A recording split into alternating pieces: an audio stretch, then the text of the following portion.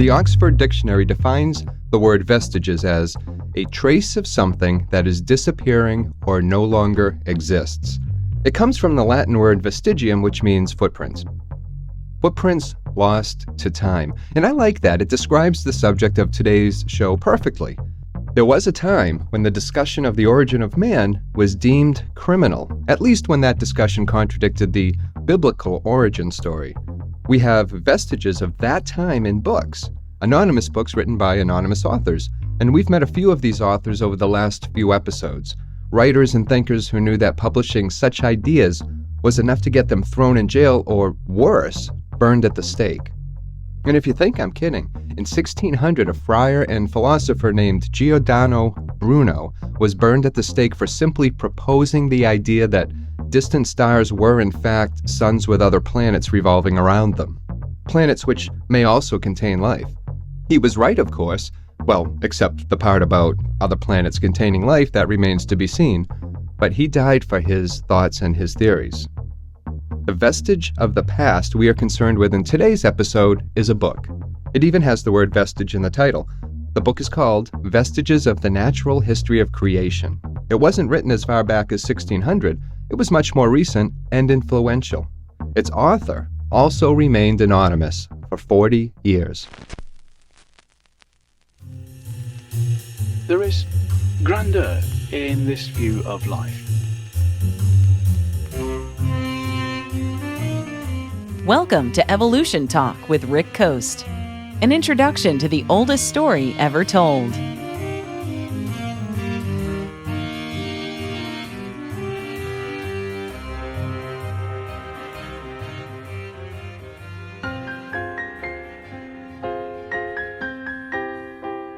If you lived in England in the 19th century, say after 1832, you might have read a journal called the Chambers Edinburgh Journal. It was produced out of Edinburgh by two brothers, Robert and William Chambers, and prior to launching their journal, they were known as booksellers. They had dabbled with the publication of literary journals while selling books, but the journal that launched their careers in 1832 was to be their best. And if you were a working man at the time, what we would call blue-collar today, you would probably have bought it on the day it came out. They charged only a penny for it, and in it you would find articles and essays ranging from politics to philosophy to science. There was not much that the journal wouldn't cover. The amazing thing is that almost all of the articles were written by Robert himself. The journal was a success, so much so that it began to draw the attention of those who were not quite thrilled with the type of articles that the journal was presenting. But more on that in a moment. Let's stop to ask, who were the Chambers brothers? As children, Robert and William devoured books. They would hop from bookshop to bookshop and spend hours on the floor of those bookshops reading as many books as they could until their eyes began to get tired. Robert, in particular, loved the books that he read. They were his companions in a world that didn't quite make sense to him, a cold world of those who had and those who had not. He straddled the line in between the two worlds. His father worked hard, and the boys had a roof over their heads and food on the table, and little else. But what they did have was a prized set of Encyclopedia Britannica that their father had brought home one day, and that set was to become Robert Chambers' Bible. The first volume was his Genesis story, and the last volume was his salvation. Everything in between was gospel. When they were old enough to do so, the brothers became booksellers themselves. This was in 1818 when Robert was 16 and William was 18. Robert also began to write, voraciously. So for the next decade, he honed his craft while selling books. And one of the things which separated the brothers from the haves was the fact that the libraries and the universities were closed to them. They were simply not of the class allowed to attend. So they educated themselves, and this education took them into areas much different than those which would have been afforded them in a university setting, particularly when it came to science and nature. And by 1830, Robert was unhappy with how things were. They were just scraping by, and he wanted to gain more exposure. His writing was coming along, and he felt it deserved a wider audience. He had things to say, but there didn't seem to be any ears or eyes to say them to. So in 1832, the brothers launched the Chambers Edinburgh Journal. By charging only a penny for it, they ensured that it was affordable to pretty much anybody who was interested in reading it. The tone of the journal itself didn't quite sit well with the establishment, especially the church. Because it was cheap to buy and because it was read by many, the brothers were asked, or kind of pressured, to change some of what they published in its pages to make it a little bit more palatable to polite society. The voice it currently contained was deemed to be subversive and at times atheistic. So what did the brothers do? I bet you can guess. They ignored the church.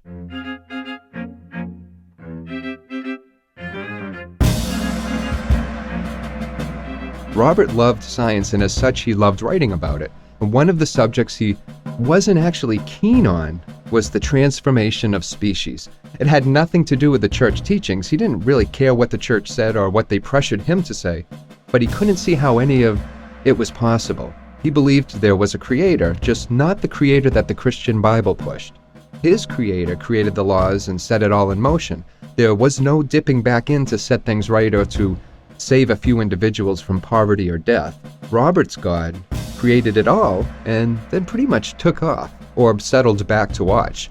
As far as the abundance of species from insects to dogs went, Robert didn't have an answer for that, but he was pretty sure that neither did anyone else, and that anyone else included Erasmus Darwin and John Baptiste Lamarck. Instead, Robert sided with Charles Lyell. Lyell, the geologist, didn't believe any of it either. But before the decade of the 1830s was out, Robert's view on the subject began to evolve. For answers, Robert turned to his books. He gathered books on philosophy and science and filled his brain and his thoughts with everything that these books had to teach him. He also began to stitch everything he was learning into a story, a sort of creation story, the story of everything. And this story included the transformation of species, the very idea that he negated at the beginning. He was starting to warm up to the idea. Perhaps Lamarck was right. Perhaps we did emerge from the sea to take over the world, gradually and with millions of years behind us to do so.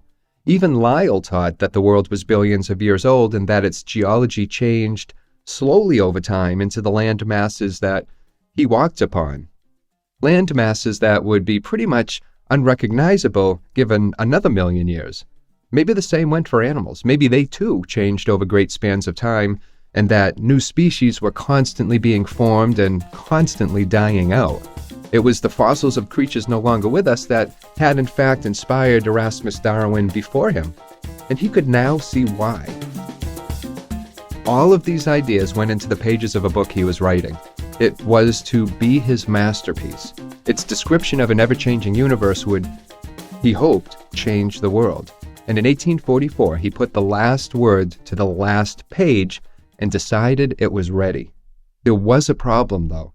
He couldn't publish it under his own name. He had a family to protect, a growing family. When all was said and done, he and his wife Anne would have 11 children. He couldn't jeopardize his family's well-being to publish a book, even if the book contained his heart and soul. The only option open to him that he could see was to publish it anonymously. It might pain him to do so because he was immensely proud of this book, but it was the only way to get it out there without hurting his family. So he turned to a good friend to help him approach publishers.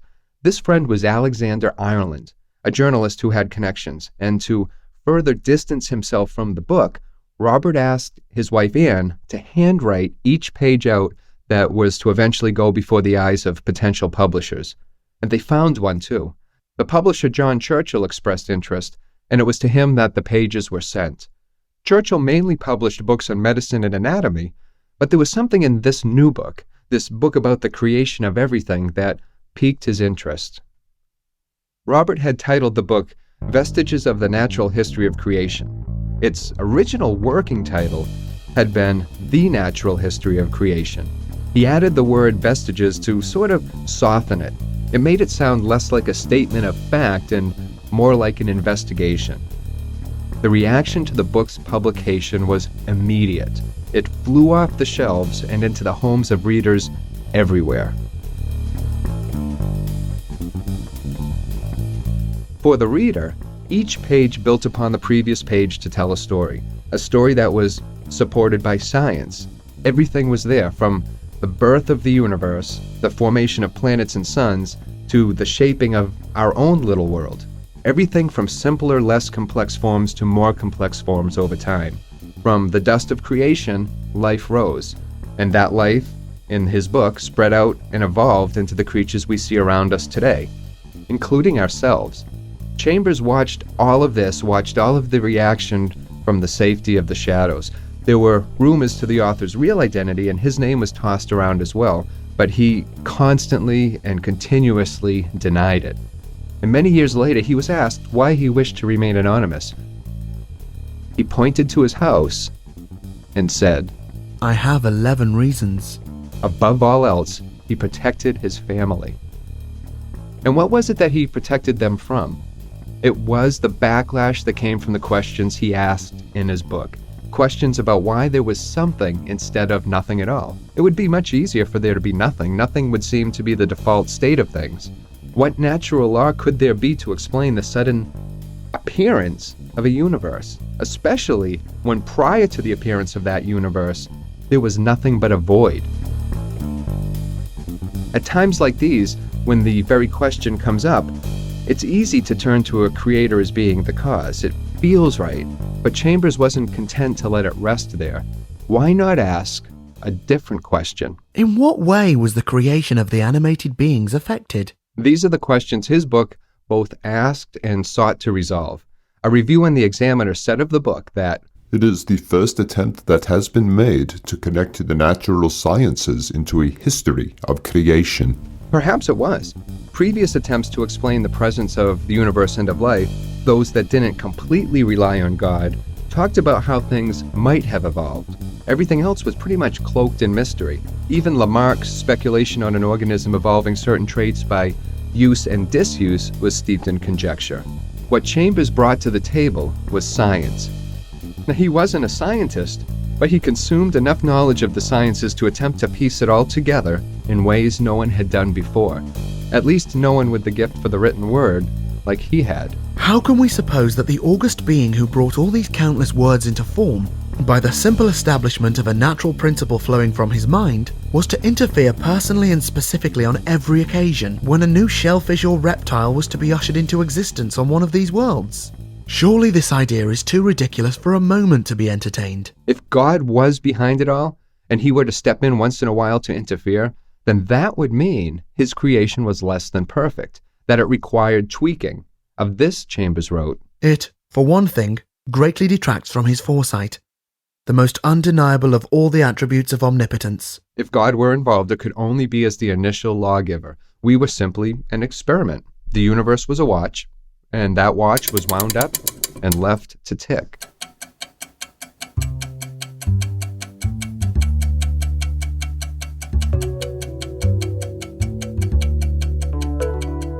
And what of the origin of species? Chambers had thoughts on this as well. It must be said that he joined hands with those before him in that he felt that life evolved from previous species, but not in the gradual way that Charles Darwin was later to explain. In Chambers' view, it happened almost suddenly. A lion might suddenly give birth to a creature that appeared to resemble, say, a hyena. And that hyena's offspring might also appear to be different than its parent. Changes to him happened in jumps and starts. There were no slight modifications over time, there were just sudden appearances. But, he would say, they did not require the hand of a creator, only the laws by which the process worked. Now, to all of this, the scientific community turned its back. A book by an anonymous author wasn't a book they felt they were required to take seriously. The science might be sound in places, while in others they would be happy to point out it fell short. And because of these shortcomings, the notions that it sought to set forth, they said, were just based in fiction. The book could also be compared to Mary Shelley's Frankenstein, a monstrous creation of parts that didn't quite fit as well as the author had intended. He unleashed it upon the world in the most irresponsible way possible, as a work of fact. Now, the church, of course, wanted nothing to do with it and wished for its author to be exposed and publicly denounced. Reverend Adam Sedgwick, the vice master of Trinity College in London at the time, condemned it as rank materialism. It was the forbidden fruit on the tree of knowledge, and this one contained a worm disguised in pretty prose. In 1845, Robert put together a small response to his critics, which was also published by Churchill as a companion piece called Explanations, a sequel to the Vestiges of the Natural History of Creation. And that too is attributed to the Vestiges anonymous author. There was one set of eyes, though, that watched all of this from afar. And those eyes belonged to Charles Darwin, and the storm that surrounded Chambers' book concerned him. He saw what the conservatives, the church, and the science community thought of the book, and what they thought of its anonymous author as well. Without evidence for his own views, he dared not speak them aloud. Chambers' book was a warning to him to remain silent. There can be no doubt that the book made things a little safer for Darwin in the years that followed. He was the first, or Chambers was the first, to step into the waters and to declare them to be hot, scalding in fact. But the deeper he went, the more his ideas spread. It helped to prepare everyone for the ideas that were to follow. And Darwin agreed. In the appendix of the 4th edition of The Origin of Species, Charles acknowledged the author and Vestiges. In my opinion, it has done excellent service in this country in calling attention to the subject, in removing prejudice, and in thus preparing the ground for the reception of analogous views.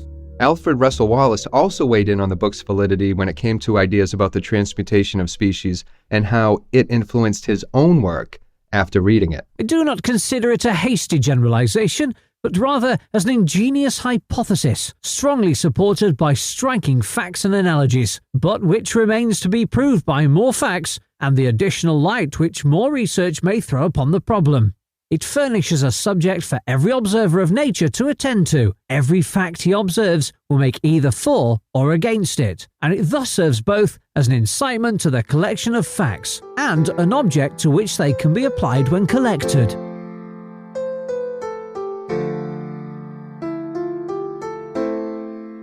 Robert Chambers died in 1871, and after his death, his brother wrote a biography about Robert.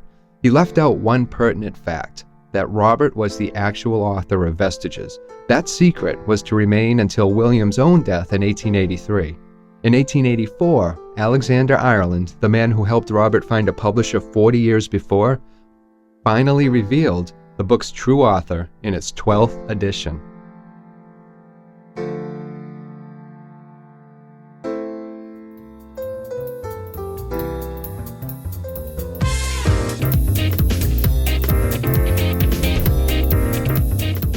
I hope you enjoyed today's show. And as always, you can reach me at the site or on Twitter at Rick Coast. Thank you for listening, and until next week, please take care of yourself.